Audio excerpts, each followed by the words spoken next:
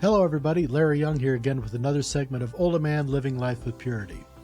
And today I want to talk a little bit about the bare necessities.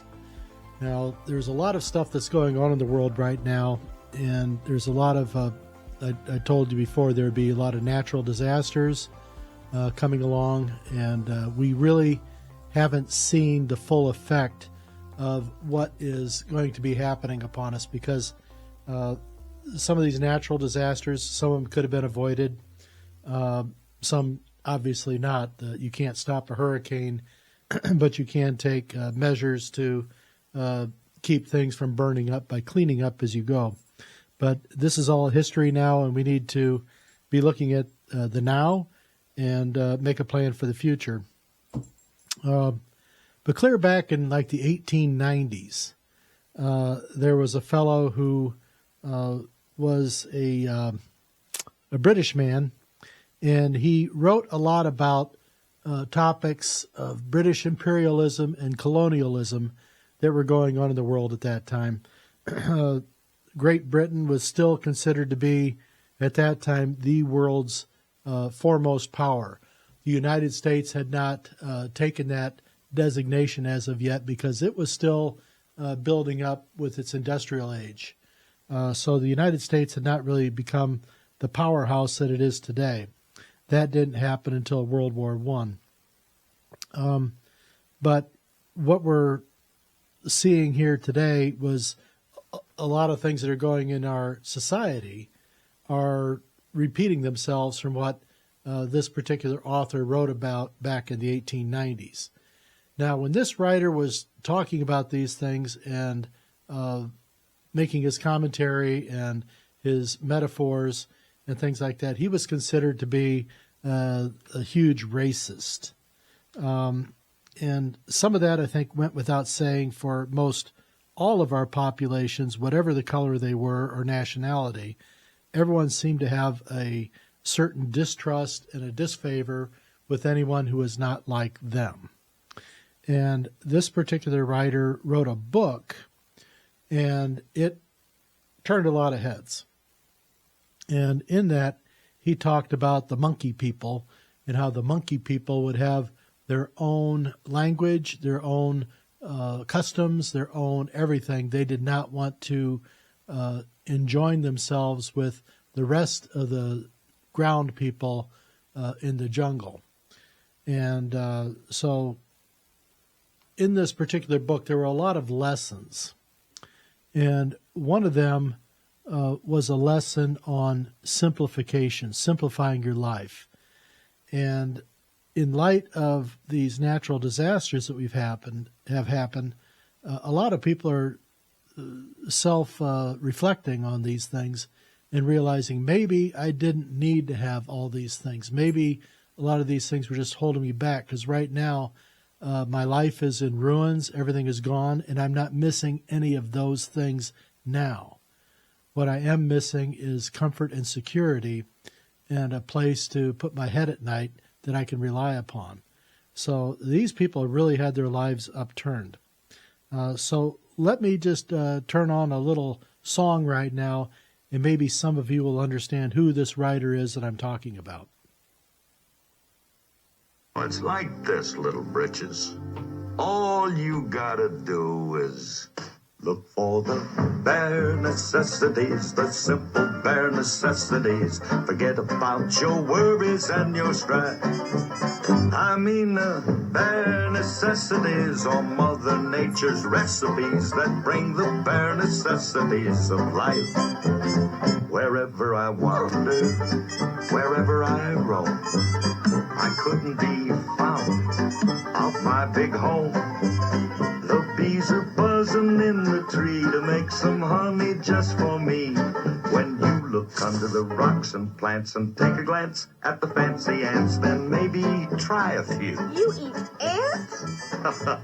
You better believe it. And you're gonna love the way they tickle. Mowgli, look out! The bare necessities of life will come to you. But when? They'll come to you Look for the bare necessities, the simple bare necessities. Forget about your worries and your strife. I mean the bare necessities. That's why a bear can rest at ease with just the bare necessities of life. Now when you pick a pawpaw for a prickly pear, and you prick a raw paw, well, next time beware. Don't pick the prickly pear by the paw. When you pick a pear, try to use the claw. But you don't need to use the claw when you pick a pear of the big pawpaw. Have I given you a clue? Golly, thanks, Blue. Pawpaw. Of all the silly gibberish. Come on, Baggy, get with the beat. The bare necessities of life will come to you. They'll come to me. They'll come to you. Look. So that song has been with me since I was probably 7 years old. And I've always looked to it as being one of my favorite songs about prioritizing what matters in our daily lives. You know, I grew up with not a whole lot of benefits. My family was struggling. We were just working class, and just every day was another challenge for my mother, not really knowing, but had to figure out what was going to go on the dinner table that night. There were lots of things available, but not so much was always within reach for our family. And so this is one thing that you need to kind of keep in mind as you go through life and as our world is changing. And as these setbacks seem to happen, we need to make sure we prioritize and make sure that we keep our poop in a group and don't let it get all over the floor. Let's keep it all together here. After the 9/11 attacks, the churches were filled. It was standing room only in many of the churches around the country because people were afraid. Within 2 to 3 weeks, the attendance was down again. It was back to normal. People had gotten kind of comfortable in their existence. And they had pretty much decided that, what are you going to do? Praying about it isn't going to get me anywhere. I need to just buckle up and get back to work. Well, some of that was true, but the first half of that was wrong. But what we have going on today is we still have a lack of population in the churches, and this goes across the spectrum. It doesn't matter how you identify religious-wise or what church you go to, attendance is down. In some areas where there's not a lot of choices as far as churches go, those may still be holding steady, but everyone I talk to says they're seeing empty spaces in the sanctuaries. So we're losing ground. People are kind of voicing themselves in tune with their new God, that being the government. And you see a total difference in the response of the victims, the survivors of these disasters that have happened. One on the East Coast in the Carolinas. You do see, as a regular comment, people talking about, with God's help, we can get this back together. With God, we're praying to God all throughout. You go to the West Coast, and I have yet to hear anyone but once report on that, and that was when they reported on a miracle of a statue being saved by the fires. Well, I don't think there was any miracle involved with that, except for the fact that the statue that they were talking about was made of concrete. And if you looked at the shot that they were saying, how this statue was preserved and didn't burn up, well, the two posts or columns outlining these people's old driveway were right there next to it, made of brick, and they were looking, just fine and normal also. So I think there was a little bit of puffery going on with that particular story. But it's good at least they were ready to give that sort of focus, that there was some sort of redemption and some sort of salvation for this particular statue in that time. And it was a statue of the Virgin Mary, beautifully done, but it was concrete. It was never going to burn. It might have gotten discolored by smoke or something, but there was no fuel there to consume it. So it was a little bit of a misdirection, if you will. But I want to say something here, and this is an old quote that was done back, and I think this was about 1890, 1895. And it goes like this: God and the soldier we adore, in time of dangers, not before.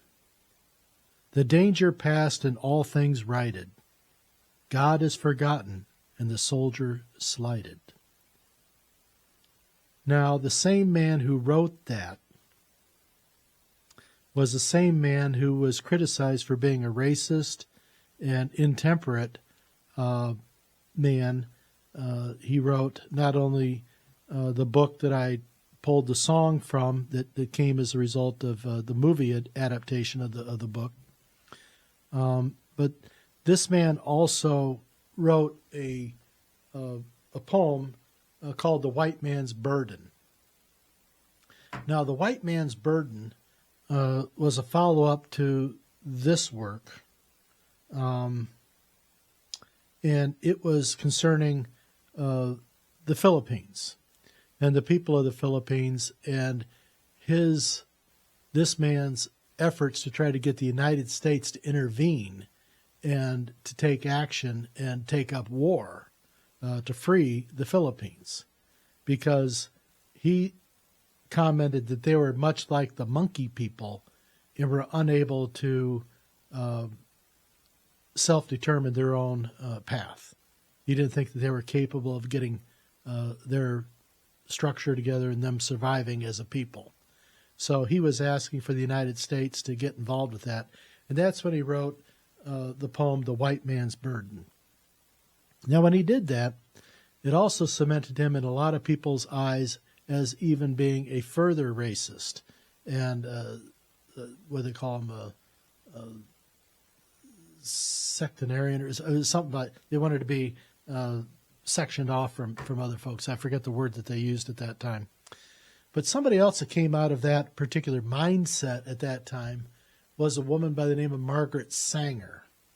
Now, a lot of people don't know that name, but I'll tell you, she is the woman that started Planned Parenthood.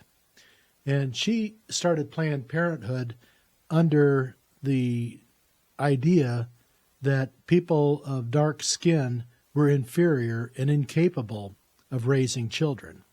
And so it was in their best interest and ours as society to eliminate these people if they couldn't be raised up according to what she determined was an acceptable level for society. And so she was really out to try to wipe out people of color, especially African ancestry, because she thought that they were incapable. And she was basing a lot of her own opinion off of what this writer had written back in the 1890s about these monkey people. But what he was really writing about was a difference in sociologies and cultures that were going on. And he was trying to, I think, more or less call attention to the condition of the day. I mean, a true artist trying to speak without getting up front in the politicians' faces. So he would use stories. And this is how a lot of times artists and writers and musicians, even like William Shakespeare, had to cloak a lot of his jabs at the aristocracy and the kings and the lords through his characters. And this way it gave him a polite cover that he could make these mocking insults without having his head cut off. He's a lucky man because he really did piss off a lot of people. So one man's attempt to try to bring light into the subject actually led to another person's attempt to basically drive people out of a population. And a lot of people who are proponents of Planned Parenthood right now really don't know this part about how Planned Parenthood even got started. So when you do bring this up to them, be ready for this look of amazement and astonishment to say, you're full of shit. That isn't what happened. Well, it is what happened. And you can confidently stand on that point. So God is always asked for and called on in times of when people are in trouble. But when things are going along well, God becomes an afterthought. And this is a problem that we have because people aren't being consistent in these things. And this is, I think, what, if anything was to irritate God, it would be things like this set of indifferences that people may have from time to time. And this is why the call to purity with the Our Lady of America messages is that she wants us to bring God into our hearts, into our souls, into our character, into our daily lives, and so that we can practice this divine indwelling of the Holy Trinity right within us all throughout our day. And this will hopefully carry us to look at these things in the light that they need to be seen, and not one that a certain group wants to portray. Like the monkey people this particular writer talked about in his book, they would come up with their own language, or they didn't really have a language, but they would steal words from the people on the ground and then make up their own meanings for them. And this is a lot of what's happening in a subset of our culture today. And these people, they're good intention, but their formation is poor. They have bad ideas. These are helping them ground their identity and make them feel good about themselves, when in reality, there's nothing here in their thought process to build on that will last or endure. These are all negative things. These are all things that the devil would want to have fostered, not something God would want to have fostered. Because like I say, God is good, God creates, God builds. The devil is evil, the devil tries to destroy, the devil tries to break apart what has been built already. So don't let the evil one fool you on these things. So, is anyone ready to tell me who this particular author is? If you don't know, I'm going to have to tell you. This was Rudyard Kipling, and he wrote, among other things, The Jungle Book. It's a good book to have in your bookcase and in your possession. The movie takes some license. That's what Disney does. But something to be concerned about is they're redoing this book as a live action type of movie with our Hollywood people, and they're going to be changing things around again to set its pace with the modern day's thinking. So it's going to be interesting to see what they come up with. It's just it's a different world out there right now, but one thing that stays constant is God doesn't change. The world and its opinions and its thoughts and its own egos may change, but God does not. So even in the midst of when you see somebody who's intemperate towards God or towards the teachings of Jesus, or just trying to live a benevolent life and come to some understanding that God does exist, we need to be kind to these people and try to focus on this part of our lives, our interior spirituality. Whatever church you go to, it doesn't matter. This is not a Catholic thing. I keep trying to tell people. This is a basic, I think, living life with God in mind type of thing. And that's what I believe Our Lady of America is calling upon for the children of America to lead the world by the purity of their lives. And the purity of their lives starts with them giving recognition to God in their day and in their lives, and try to have some meaning that goes with that. So with that, I love you, and I'll be back.